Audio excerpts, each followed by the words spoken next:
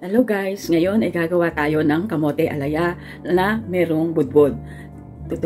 Ipapakita ko sa inyo kung paano natin gagawin itong ating kamote alaya with budbud. Ayan, tara na, samahan nyo na ako.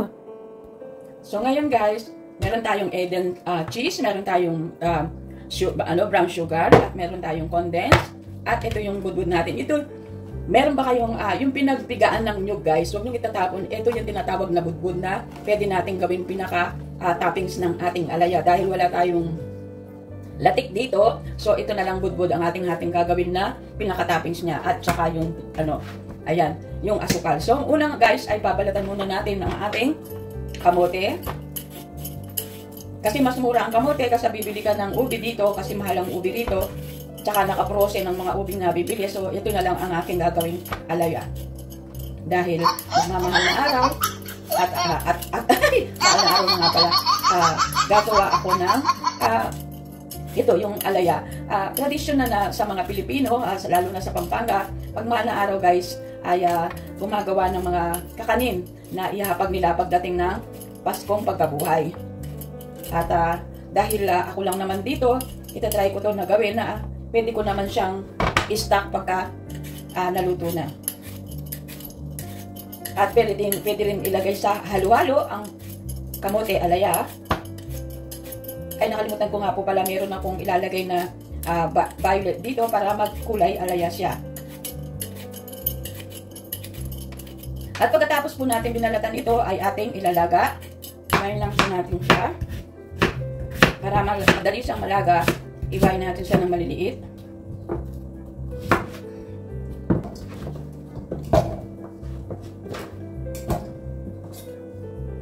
At ito na po, inugasan na natin siya. Ang ating gagamitin na pampapalambot ay coconut milk guys. Para po, ayan, coconut milk. Meron po akong ibang can na coconut milk dito. Siya po yung gagamitin kong pampapalambot sa ating kamote. Takpan natin siya. Ayan. Ayan, kumukulo na siya.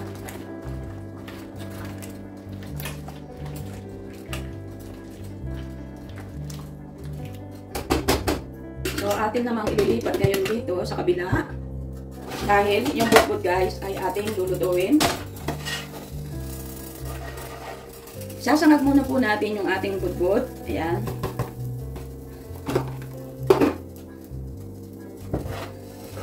Sasangag po natin siya hanggang siya ay maging brown bago natin po lagyan ng asukal. Medyo matrabaho nga lang po ito pero mas maganda siya. At ito po ay nai-stock nyo. Pwede po nyong gawin sa maha blanca, kalamay at kahit anong kakanin. Pwede nyo pong i-toppings ito.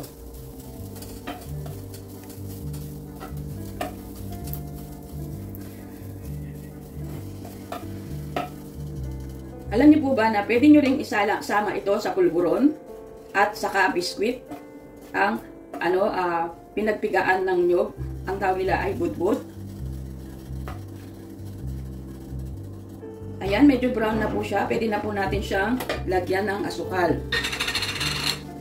Lalagyan natin siya ng mga 4 tablespoon of sugar na washed or brown sugar or kahit 5 kutsara po ito. Depende rin po sa gusto nyong tamis. Pero ako kasi gusto ko medyo matamis siya. Gawin ko siyang 6 na kutsara. Ayan. Kasi po yung pinaka-ubi natin, yung pinaka-alaya natin, hindi po natin lalagyan ng asukal yan. Ang ilalagay po natin ay condensed milk. Para po bumango ang ating budbud, lalagyan natin siya ng vanilya.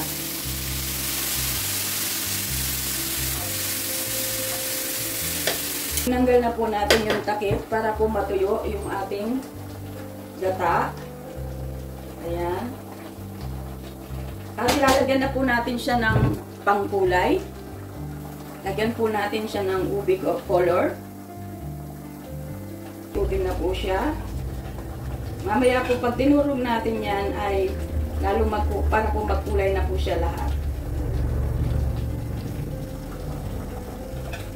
Yung budbud natin guys, luto na po siya, brown na po siya, ayan, lutong-luto na. At iset aside na lang po natin siya sa isang lalagyan.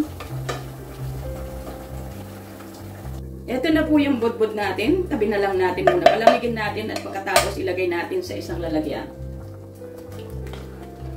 At ito naman po yung ating kamote ay naging ube na siya. Dudurugin na po natin siya.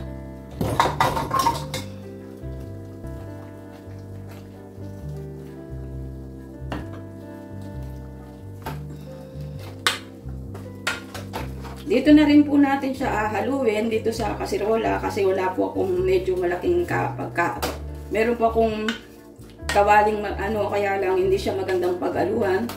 So dito ko na rin siya i-mix. So ayan, nadurog na po natin siya. Ngayon naman ay lalagyan natin siya ng gatas at lagyan natin ng butter. Ito yung gatas natin. Kung gusto nyo ng matamis, lalagyan nyo ng asukal, pero ako, gatas lang po ang ilalagay ko, at saka,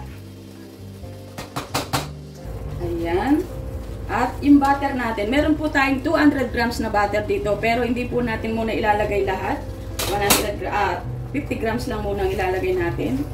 Medyo matagal lang po ang paghahalo nito, guys. Kailangan ay matyaga kang magalo ng alaya para gusto mong masarap, pagtyagaan mong haluin. Nung araw, ito yung paborito ng mga tao sa tag-araw ng Pasko.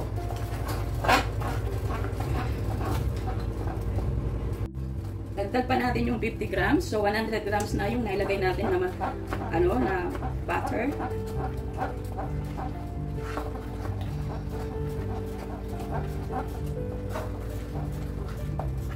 Alam niyo po ba na pwede rin gawing pastillas ito? Yung pambenta mo, gawin mong pastillas. Pwede rin po. Tingnan niyo yung itsura, guys. Ubing-ubi siya. Ayan. Hindi nakikita sa kamay ko. Ang sarap na niya. Hindi pa luto. Pero masarap na. Ang malinamnam. At meron tayong hiniwa-hiwang keso. Ilagay natin yung keso. Eden cheese from the Philippines. Alam niyo po ba na gusto ko ang keso galing sa atin kaysa dito? Ewan ko, mas nasasarapan ako sa keso sa atin kaysa dito. Pero meron silang masarap na keso dito, guys. Napakamahal. Pero pag kinain mo, para bang di ba, ang durian, guys, mabaho siya, pero napakasarap. Ganon din po yung keso dito. Merong masarap na keso dito. Pag nilagay mo siya sa palaman o kahit anong finger foods, napakasarap po niya. Pero yung amoy niya, guys, alos kung maselan ka sa amoy, hindi mo kakainin kasi para siyang durian ang amoy, ang sama-sama ng amoy, pero napakasarap niya. Sabi nila bakit hindi ko ginadgad yung grinated yung keso. Mas gusto ko, guys, kasi kapag nilagay ko sa halaya yung keso, yung nalalasahan mo siya pagka ninunguya mo yung at hindi napapansin nyo, guys, hindi siya durog na durog yung ating alaya. Kasi pag lumamig po ito, yung medyo po siya, napakasarap po niya. Yung bang nalalasahan mo talaga yung kinakain mo. Kasi pag pino, para lang kumakain ka ng tinapay, ganun. Kaya gusto ko po yung medyo po siya. Ayan, guys, malapit na po siyang maluto. Ayan. Lagyan pa natin siya ng another 50 grams na butter. Ang paggagawa ng kakanin, kailangan matyaga ka para mapasarap mo yung niluluto mo ay pagtsitsagaan mo. Uy, ang bang-bango na niya. Uy, hindi ko pa nilagyan ng vanilya yan, ha. Lagyan natin ng konting vanilya. Konting-konti lang. Ayoko ng maraming vanilya. Kasi meron na pong vanilya yung budbud ko. Kung napapansin nyo, guys, umiiwalay na po siya sa kasirola. Tingnan nyo. Umiiwalay na po siya. Ito po ay malapit ng maluto. Mga 10 minutes na lang ay luto na po ito. Ang sarap ng amoy niya. Tikman natin siya. Naku po. Excited na akong gumawa ng halo-halo dito.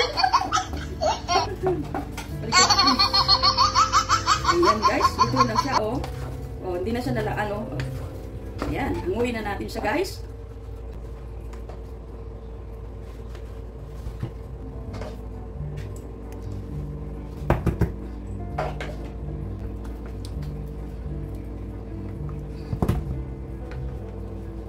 Ayan. Meron ka ng ube alaya.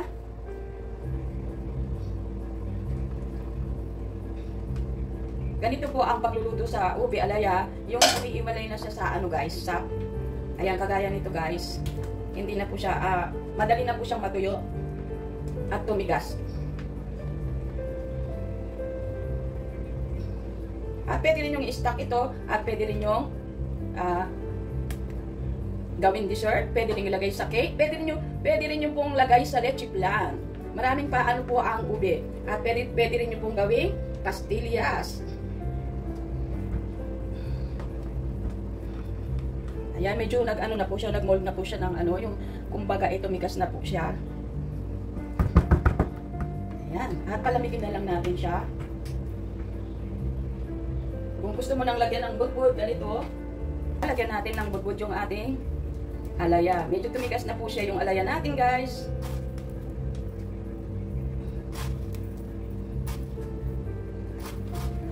Hindi po natin lalagyan lahat ng budbud kasi pwede po natin gamitin sa ibang ano yung ating alaya, pwede nating ilagay sa halo-halo at pwede rin nating gamitin sa pwede nating lagyan ng leche flan. So ito na po yung ating masarap na kamote alaya o Kyumara alaya. Ayan po siya at napakasarap po ng itsura niya, guys. Ayan. So thank you for your watching. Thank you very much to all my subscribers. Thank you very much to all my super chatters. Thank you very much to all my super thanks and to all my friends and families. Thank you very much to all of you. Sana po ay magustuhan nyo ang aking ginawang kamote alaya or Kyumara sweet potato alaya. Ayan. At tikman po natin ang ating alaya. Gusto ko maraming budbud.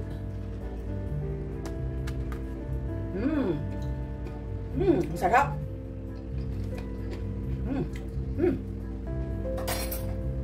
Alam niyo po ba na guys na napakasarap nito lalo kapag nilagay niyo siya sa rep. Ayan. So ayan na guys ang ating ginawang dessert na sweet potato or alaya, kamote alaya, sweet potato alaya or Kyumara alaya. Ayan na siya. Maraming salamat po sa inyong lahat. God bless. Ayan po siya at napakasarap po ng itsura niya, guys.